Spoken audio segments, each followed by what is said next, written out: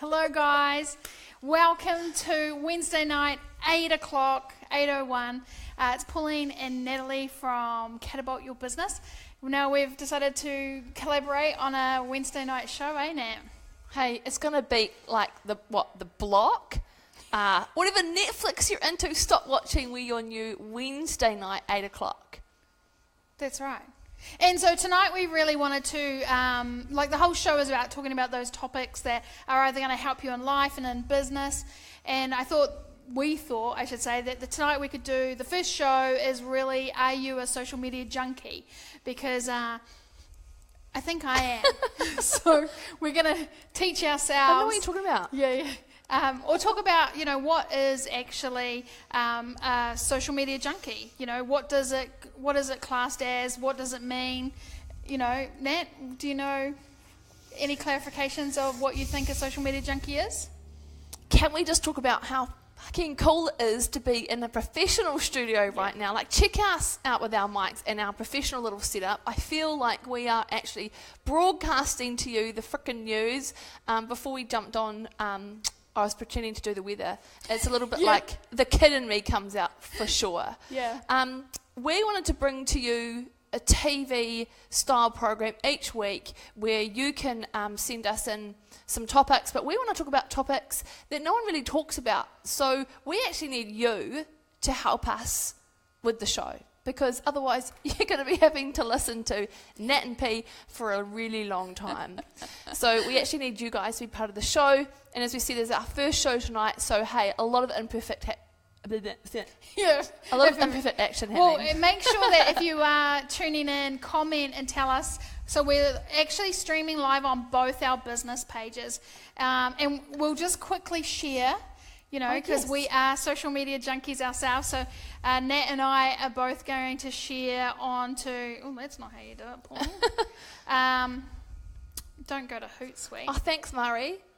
So we just had a cool comment that we're looking good. Thank you, because awesome. It's hard work. It's a big thing, actually. We're outwardly confident people, right? Maybe extroverts. I don't know about you. I think you're a little bit introverted with hair like that. And yeah, it's a really big thing to come on camera and to know that a lot of people are going to see you. So yeah, just high five to us, because I think some people think that maybe we are confident all the time, or in actual fact, I'm actually nervous. Oh, well, I'm not. But in an excited way, right?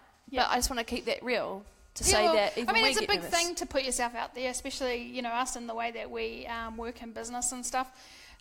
Both of our businesses are online. We get most of our clients online. It is a force of sort of nature to go out there and be yourself and be confident. And I think that's why we're attracted us as friends, and that's why we're doing the show together. We're very similar. I'm not your friend. I know, I paid her. And, we just thought it'd be really cool to come online and have our audience to chat and engage with each other. It's all about networking if you're in business, but it's not all about businesses as well. It's about being confident within yourself and having points to think about, like being a social media junkie. Just before I was saying to Nat, do you have your phone by your bed? And Nat was like, no. And I'm like, oh, that's interesting, right? I mean, who out there has their phone beside their bed and they check it first thing in the morning? Comment and let me know. I was actually really surprised that you have your phone by your bed, because, social media is such a big thing that you do in your work life, that I was like, aren't you sick of it? Aren't you sick of it by the end of the day? Because I know that I am, that if I don't actually have conscious breaks with my phone and the social media, it gets really overwhelming. So in the past for me, because I'm a social media strategist, and I'm working on clients' accounts, in the past it was more out of necessity, just to keep my finger on the pulse. Yeah. But now my business has changed, so whereas I'm teaching people how to do social themselves, having it beside my bed is actually more about me, because I don't have a TV. So it's about me consuming content and looking for things that I enjoy and catching up with friends, because usually during the day I'm so focused on clients, how my clients are doing, checking them. So at night it's all, let's check out all the cat videos, or what's some TV program I watch overseas. They have little clips, so I catch it up that way. You don't have, You don't have a TV? I don't have a TV? people. Is Pauline the only one who doesn't have a TV? That's so random. Yeah, I don't have a TV because, not saying that I don't consume television. Like I have a Netflix account, so I'm a big Netflixer. But we just watch both my son and I watch Netflix on our iPads. So we're actually, even though we're both extroverts, we're actually both a couple of geeks. So yes. Even though this is pretty random, ad hoc, our first session in tonight, we've done a little bit of preparation. Yep. So we do have some topics that we want to cover. Yep. But as we said, we need you to be able to help keep the show interesting with some of your comments. So we're going to go over some topics tonight. And if there's anything that you want to ask us or you want us to drop into the conversation, please write into the comments and we'll address those. So let's have a talk around, and I think this is a cool topic, are you a social media junkie? As in a positive and a negative light. So we're not here to go and, say, oh, you feel bad about this. It's about talking about the topic in a positive and negative way. Yeah, that's right. So P, let's talk about burnout for you in particular with social media. Let's pick on me. Yep. And then I can talk about it. Well, I mean, I definitely think if you're I think business owners in general, it's really easy to get in burnout, especially if you're running your business, doing your own business as social media, as well as, having a family. If you're a woman, you have a family, so you have all those extra things. It's quite common for me to burn out at least twice a year. It's been a steady, I'll be surprised if it's once a year. Last year I burnt out twice because I work so hard and I am constantly on social media that I think there's not enough downtime. It's certainly, and I think it's closely tied with depression. I don't know if you guys know, but I have depression, and it's about managing that depression. And usually it's really good. And I always thought my depression was really tied to money. But last year was probably my biggest financial year that I've ever had. And I still had 6 weeks where I was seriously depressed. And I think it is tied to social media, the fact that I'm consuming a lot of content and I'm constantly in the doing, and there's not enough downtime. And I think that's a really dangerous place for women in general, as well as business owners to be in, not switching off. So that's really awesome. That's really big, because what the impact of that is, how do you maintain this kind of business, this online world that they're in, and a lot of women who are in business will probably be nodding and going, yeah, I feel the same. So how is it sustainable?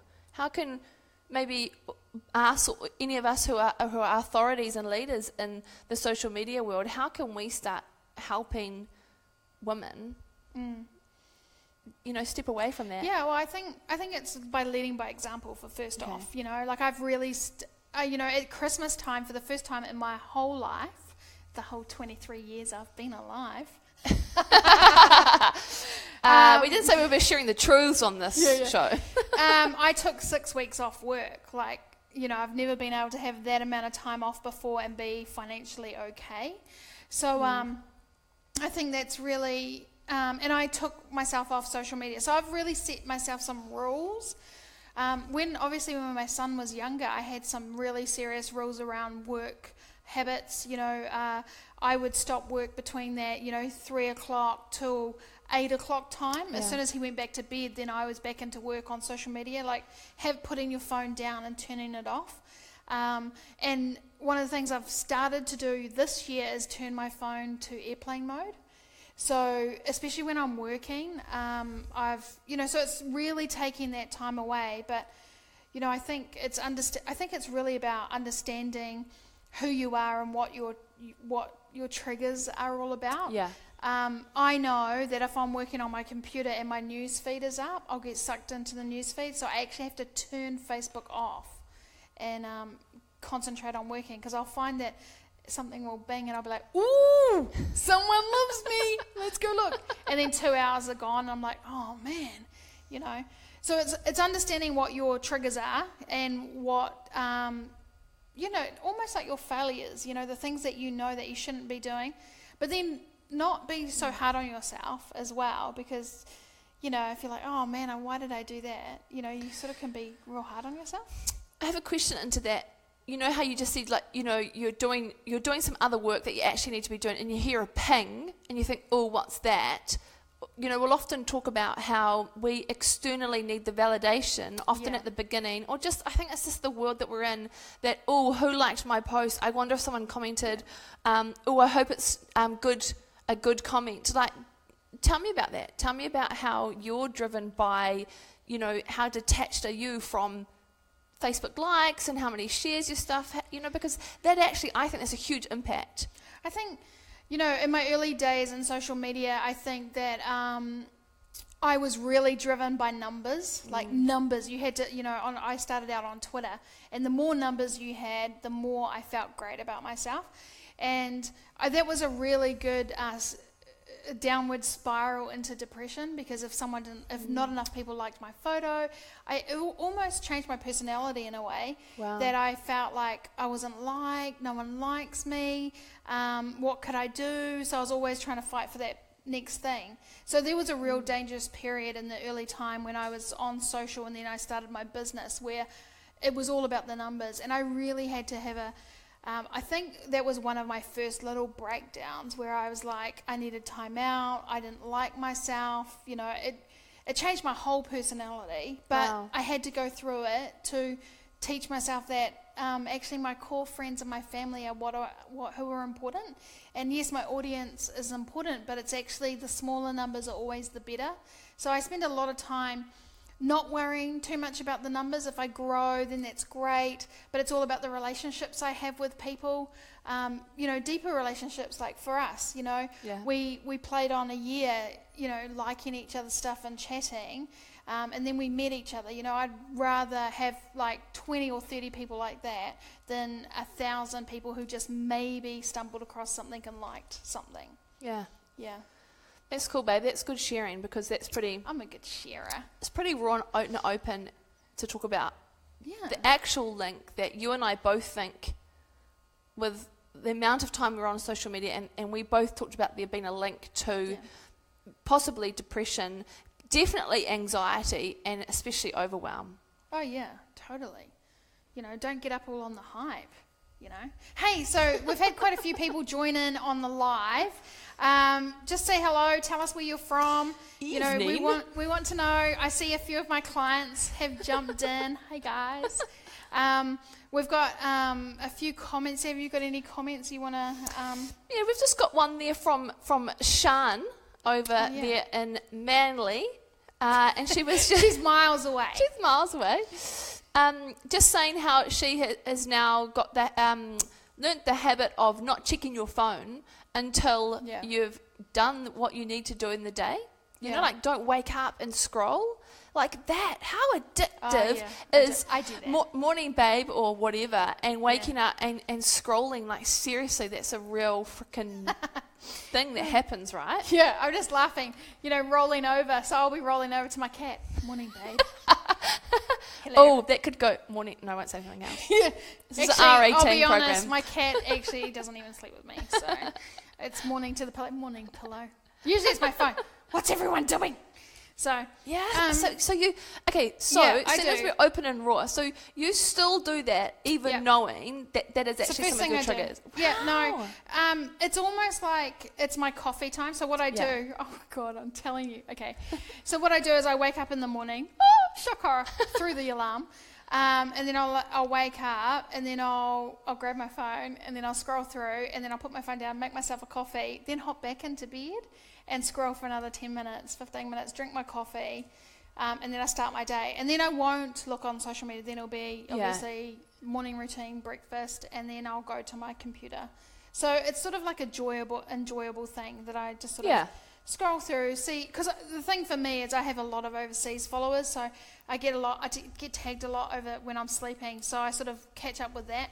But I have set myself rules, like between 9 and 12, I'll only check in at 10.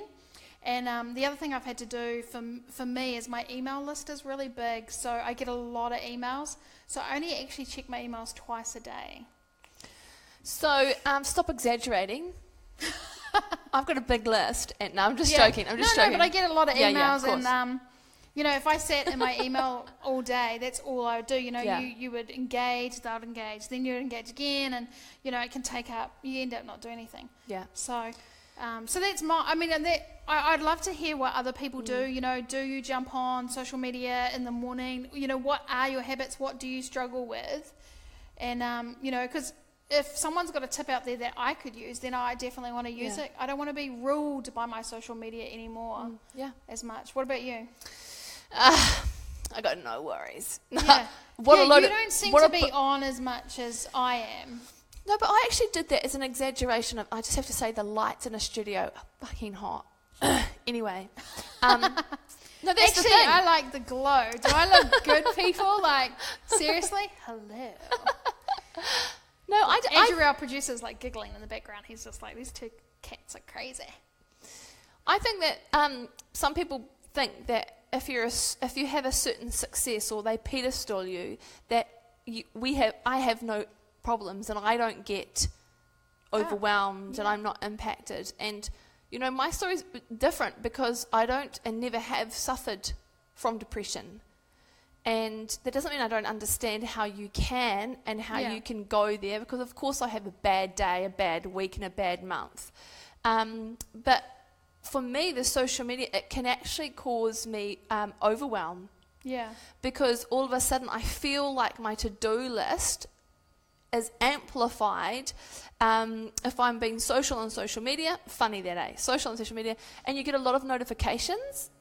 I feel like it's adding to my to-do list or adding to it. And so one of my big values is the integrity of, especially being a coach, is that I always want people to feel like they've been seen, that they've been heard, that to validate them. It's just my own bullshit story. We all have journeys. So I feel that need of having to get back to people, or if I'm in a group that I want to be able to comment on everyone. So I have to control my social media habits through, not that it's going to cause me depression, that it's going to cause me overwhelm. And then when I'm overwhelmed, that kind of yelly mum comes out and grumpy wife. Yeah.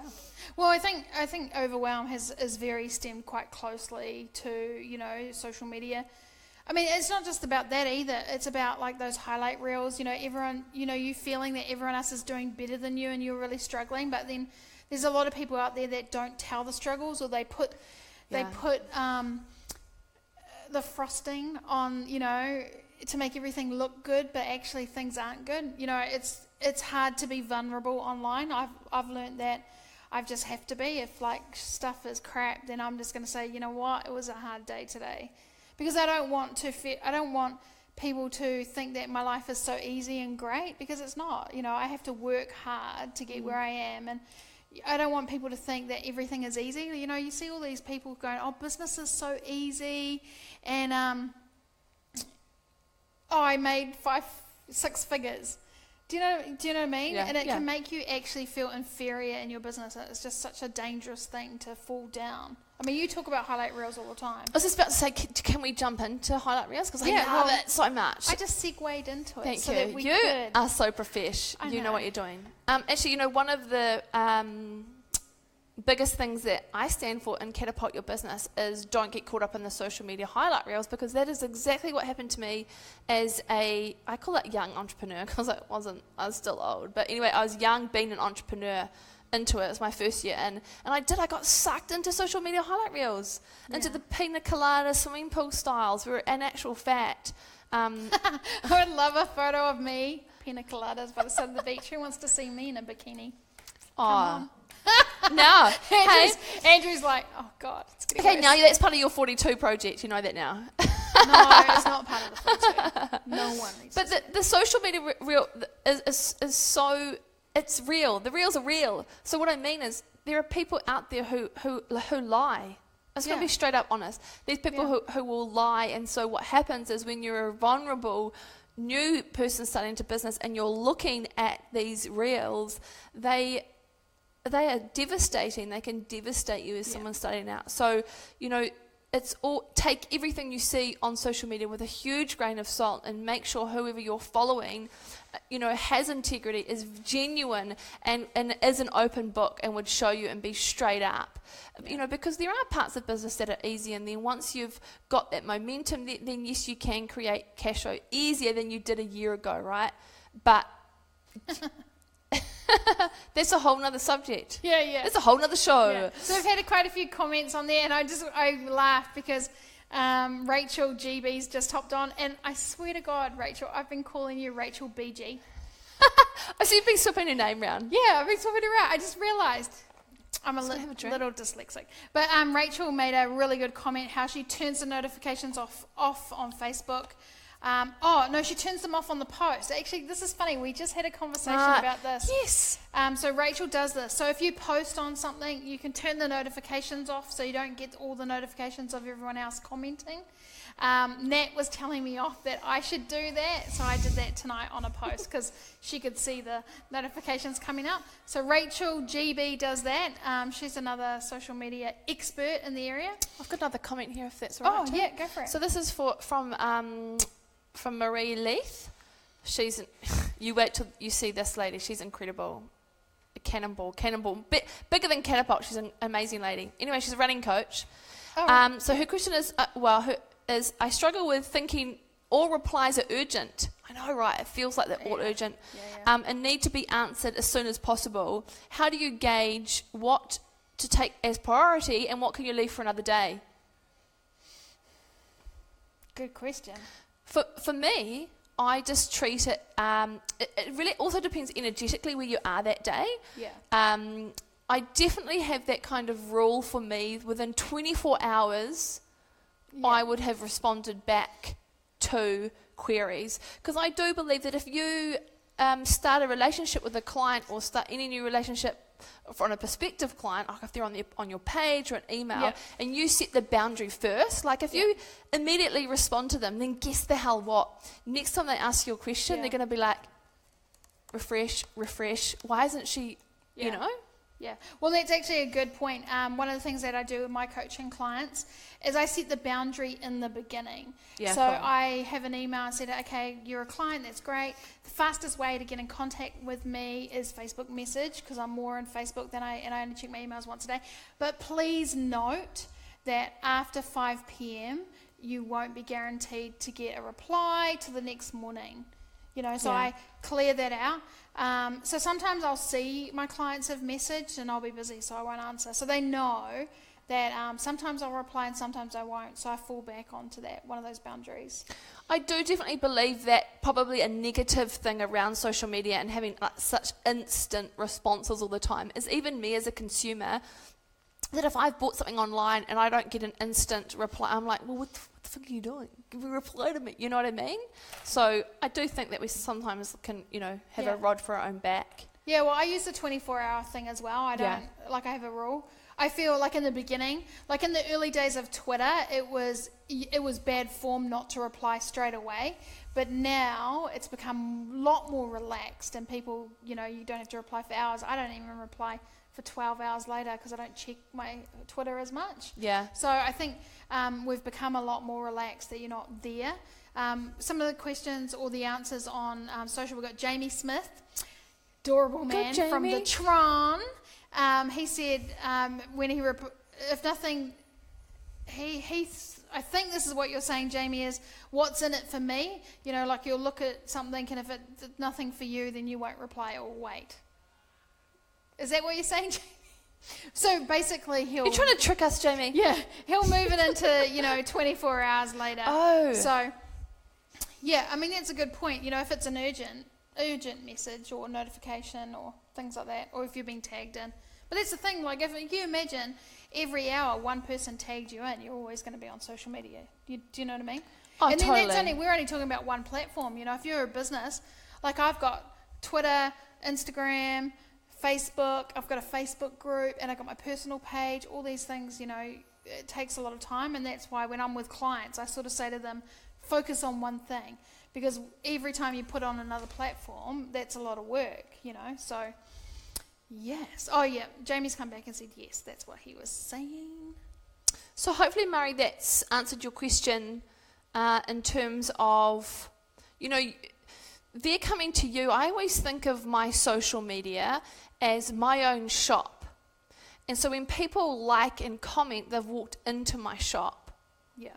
And that's how I think of it. And I sometimes think, that when you're actually in a shop and you're browsing and someone comes up and goes, "Are you just looking?" And you're like, "It's fucking obvious I'm looking." You're like, "Yes." They're like, "Would you like any help?" You're like, "No, go away." Yeah.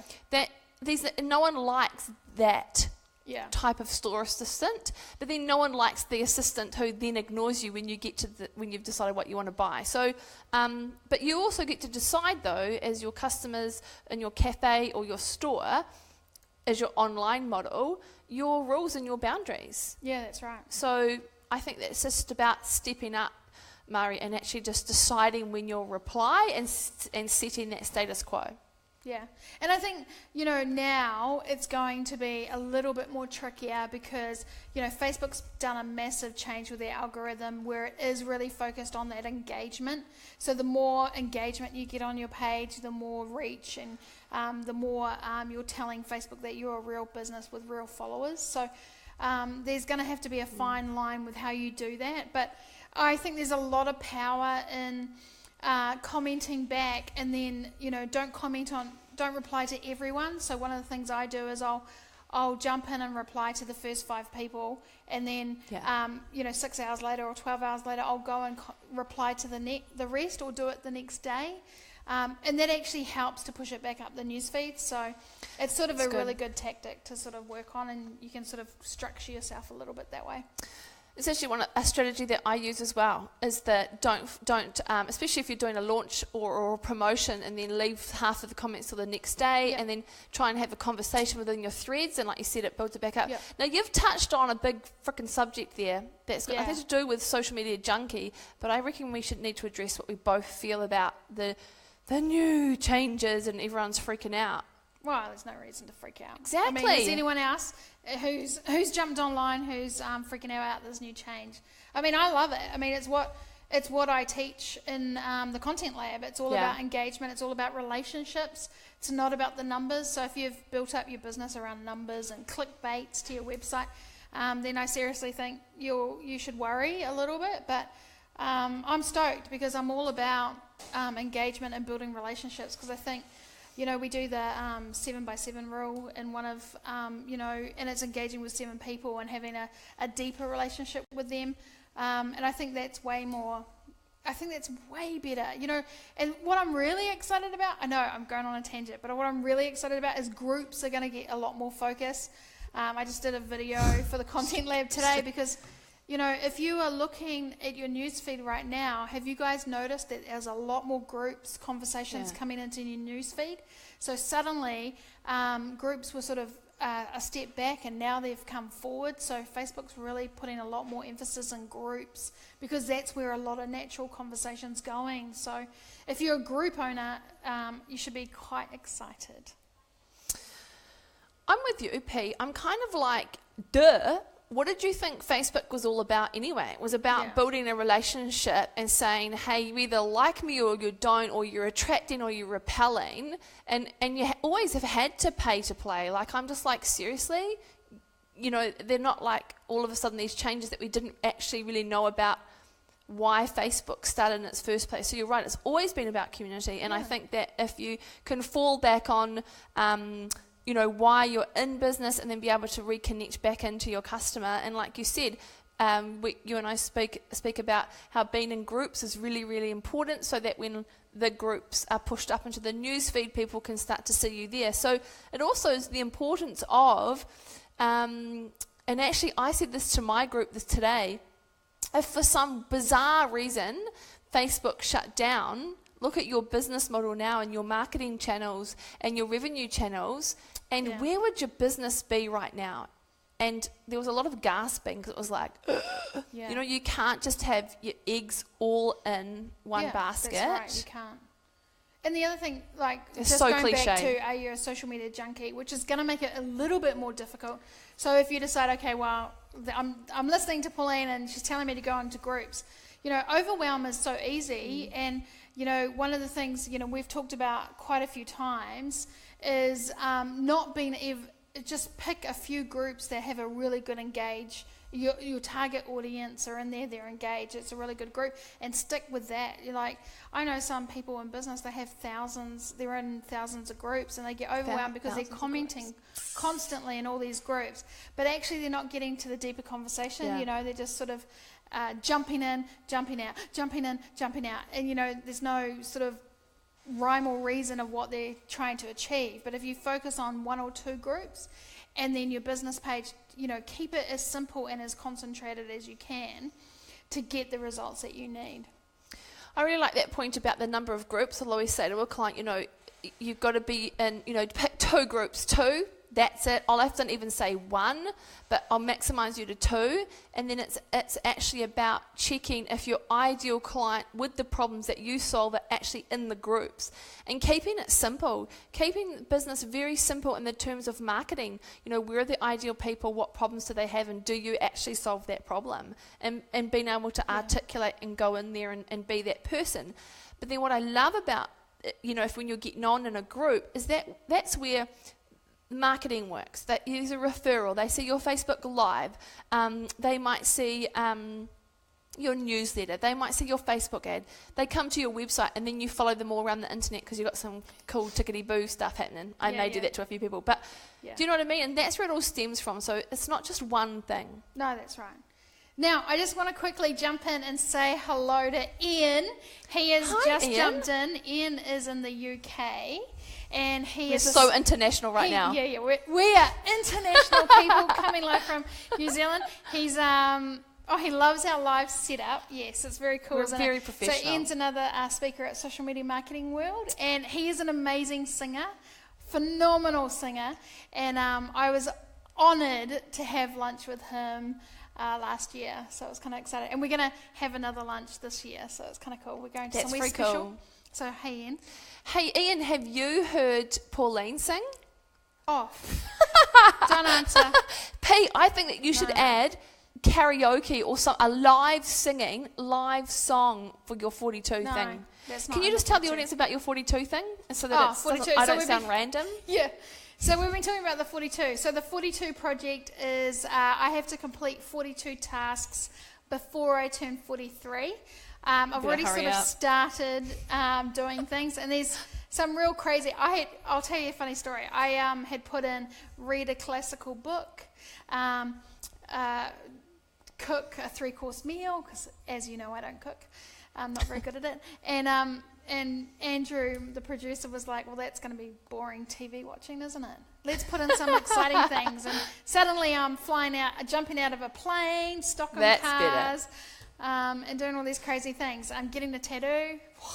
So, so the 42 project, it's all about, not living with regrets and making sure I'm living life to the fullest. So this is a good little project that I can sink my teeth into. And just so that you know, Ian, singing will not be on that list because I cannot sing. I have many talents. Singing ain't one of them. I'm telling you now. Back to the topic, Natalie, Tolhopf. Can always count on me. Yes. So we've had quite a few people commenting, and we've got commenting on your page as well. That's great. Yeah, I had actually Lacey Dander who was just saying, hey, have you noticed the algorithm changes? And we were like, well, yeah, but move the truck on, people, because that's what it's been about the whole time. You've got to be blah, blah. Yeah, no, definitely. I definitely didn't notice it the first few days, but the last 3 or 4 days, I've noticed a lot more groups coming into my newsfeed because suddenly I realized I was like, how did I get into this group? Like, people adding you to groups. So I actually went through and deleted a whole lot of groups, which is kind of difficult because they don't make it very easy for you to delete them. You've got to do a 3 process, you've got to find the group, then, it's just, I've still got more to do, but I'm just really going to cull my groups so that I don't get overwhelmed because that's what's going to happen. Yeah. Can we talk about back to the social media junkie stuff, is etiquette? So if you and I were out at dinner right now and I was Instagramming my dinner and then you were talking to me and I said, oh, hang on, I've just got to reply to this. Like, is this what happened yesterday at breakfast? Oh, this is actually real life. Why she's bringing this up? Did I do this? No. Yeah, I probably not the best person to talk to about this because I probably am the worst person. I really struggle. I've tried to be a lot better at turning my phone off or keeping my phone when I'm in business meetings. Yeah. So yeah, I mean, do you guys do that, or does it frustrate you when you see? What frustrates me the most is me going out for dinner or going for breakfast and then watching young people and they're sitting at the table and both of them on their phones. Yeah. Like I think, you guys are out having a beautiful breakfast or dinner and you guys aren't even, I agree. It's actually a really big thing is that why is it that we feel that we have to take a photo of our food or, duck face out, check out my, outfit. Yeah. What is it? And I think there's been a lot of professors and scientists who have looked at it about some people say it's narcissistic and all that kind of stuff. It's hard not to do. Like, I don't do it all the time. But if you go to a different restaurant, a new restaurant, and the food looks amazing, I just do it automatically. I don't even think about it. I'm just like, oh my God, this looks good. I got to take a photo of it. I don't always post it, I might add. But I do take a photo of it because I just think it looks amazing. It actually is really interesting. Like you see, like I can see two young women out having lunch or dinner or breakfast together, and they do that. It's almost like this natural extension of them now where they blah, blah, blah, blah, blah, get their phone, and they both sit there and take their selfies of their food. It's interesting. Really, I think we were in a cafe together and we were talking about it, and the owner was talking about how someone sent back their food because it went cold, but he had watched them for the first 15 minutes try to take a photo, and by the time they went to eat it, it was cold. Crazy. He said that happened quite a bit. So, but it's all attached with how you think people perceive you, taking photos of your food or going to a new location. You want to share that to validate who you are, that you are this awesome person because you get to go to these restaurants or you get to go down, do you know what I mean? And I think it's been happening so long within social media, it's really hard for people not to do that now. It's almost like it's ingrained. If you think about, for us, social media has been in our lives for 15 years? 7 years, 10 years. Well, when you're 21, Pauline, I was quite young. But, can you imagine our teenagers, they grew up with Facebook, they weren't like us climbing trees and, walking down the bush at the back of the properties and doing all these fun things. They're very isolated and they're all on social media. It's like a totally different breed of human that is coming out. Breed of human. We've got some just off the bulletin. We actually do have a couple of questions come in. So this is from Alana. Hey Alana, how you doing? Facebook Lives, how many is too many per week? Ideal number, when is the best time to do them? So, you know me, Alana. I'm all about, if you're the personality behind your business and people buy from you because of you and you are energetically connected to a topic and you want to share the shit out of it because you're so connected to it and you know it's going to help your audience and you can sustain that consistently, then you need to do it as often as you can. So if you can do it every day, amazing, especially if it is going to be connected and topical. But, it's all about consistency. So I at least, aim for at least 2 to 3 a week so that you become consistent at that. And I think that the time of the day, it's an interesting subject because, of course, there's most ideal times. But for me, if you're not in the right moment, in the right energetic space to deliver a live, it can fall frickin' flat really fast and you can forget what you're doing. Your self-belief goes out the window. And for those of you who do follow me, I'm always about mindset over strategy. And if you can overthink a live, right? Just before you're about to go live, it can be like, holy, what am I talking about again? Yeah. So I just think that you've got to go with the flow, but definitely whatever you're going to end up doing, make it consistent. Yeah. But over to you, Pete. I hate the fact that I have to agree with you, but I do. So consistency is key, right? Yeah. I would rather my clients consistently went online once a week, and that show was the bomb. than try and do one every day and they just get flat, and then you're saying the same things over again, different which ways, and you actually end up turning your audience off. So with everything on social media, consistency is key. If you plan to do a 1 or 2 lives a week, then consistency is the important thing. So I try to do at least 1 live a week. I know it's not a lot, but I'm busy with my clients and I just can't manage that. And I'm also doing stuff for my group. So I do 1 live, but if something comes up and it's really, I intuitively feel like I need to get on and tell this message, then I will jump on as a secondary live. So I think it's what works for you. I mean, look, I always talk about Gary Vee. He'll probably be changing his strategy, but he does like 65 pieces of content every week. So you can't go too wrong. Mindset and consistency is absolutely key. Ian said that. Oh, so good, Ian, that you're still watching. Ian, high five. We're like, Now, what's really same cool... hymn sheet. Oh, I touched my mic. But what's really cool is Kayla has jumped on, and she's actually my son's friend from school. The fact that Bryn's going to hate this, that his friends are watching his mother. But she said she was just going back to the food photographing. She said she's always strict on her having no phones at the table. But if her food looks really good, she'll ask all her friends if it's okay. That is cool, Kayla. Yeah, that's really cool. And if anyone doesn't know Kayla Hartley, she is an amazing, amazing makeup artist. Like, she can put things on your face to make it look like your face. Oh, it's that Kayla. Yes. I've heard about you, Kayla. Yeah. So she is very talented, so I can't wait to see what she does next year. Well, this year, I should say. I've just had a question in from Matt Fitzsimmons. Hey, you're a dude on my Chicks for Business page. Welcome. Awesome. That's cool. Cool studio. Where is that? It's not mine. So the studio is down in Orewa. It's called a Hideaway Studio. So if you want to do your own shows, or they have a whole lot of video equipment here, so you can do your own videos. You can jump down and meet Andrew, and you can sign up and pay him money, and he'll do a studio for you, just like this. It's really cool. Nat's really excited because on the over here is a green screen. Oh, yeah. So one day she wants to do the weather. So I reckon I'd stuff it up. That'd make good TV, right? Okay. It's raining everywhere today.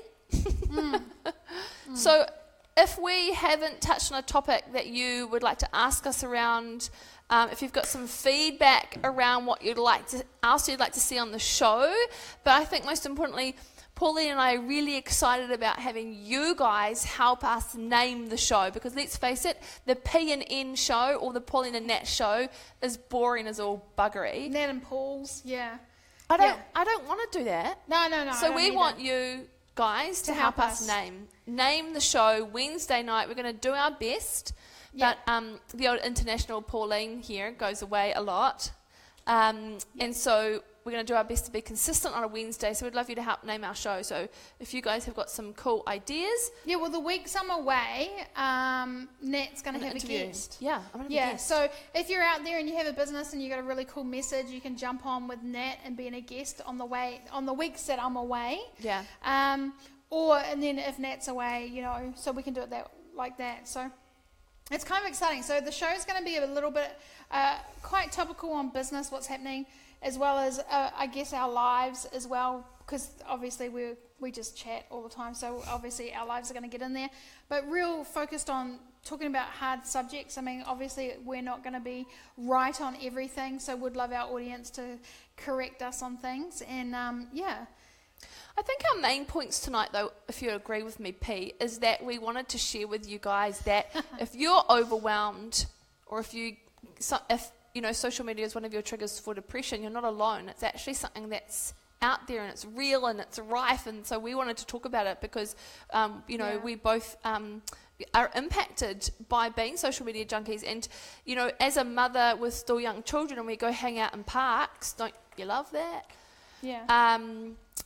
Sometimes I can feel judged if I'm on my phone scrolling it, but what the parents maybe who are staring at me is that I've probably been at home all day with the kids, and I'm actually just taking that moment then just to get back to someone. So there's a lot of... Well, I mean, I think that's another thing we didn't really touch on is, you know, if you think that your depression comes in from your social, is how to get yourself out of it. So I'll just quickly tell you, I was in elections and I was depressed. I was really, it was really bad. So one of the things I've never done before is the first thing I did is I told everyone that I was depressed. So that was very good. Yeah, so I've never done that before. I usually tell everyone afterwards I've gone through it, but this time I knew, one, I had to get back to my job. It was a really stressful time, and I knew that if I continued it would be I know usually it's a 6 to 8 week thing, so I was like, I have to move myself out. So one, I told all my friends that I was in it so that they could understand and listen to me. I did talk to a few people who look after groups of depression, so I did that, and that was really insightful, and that helped me. And the other thing is I took time out and I just walked the beach. So if you looked at my social media, I was constantly walking the beach and being away from my devices and really analysing myself, why I was in this situation. And in the end, what it was is it did stem from overwhelm and overwork. So those two things, I hadn't had a weekend off for like 8 weeks. So I had work through the weekends, and I work long hours. So when I'm on project, I can do a lot of hours. So I shut all that, and then I let a few clients go. I had to sort of reduce my workload. So I let a few clients go and told them the reason why I had to let them go. They were great. They were all understanding, and and I switched out of it within 4 weeks. So it was pretty good. Yeah, it was fast. It was fast. Yeah, it was the fastest this time. So. Yeah, so cool. There we go. Thanks for people. sharing, P. It's really You're big welcome. of you to share, like it's, you know.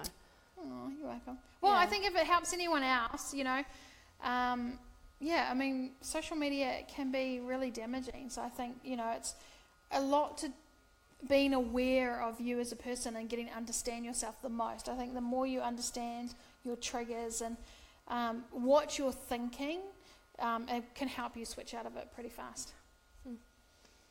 It's cool, babe. Well, we've hit a lot of our topics tonight that we wanted to cover. I know that for sure. Oh, we've had Jamie, catapulting, Stockapult. Stockapult's quite good. Yeah, Stockapult show. Stockapult show.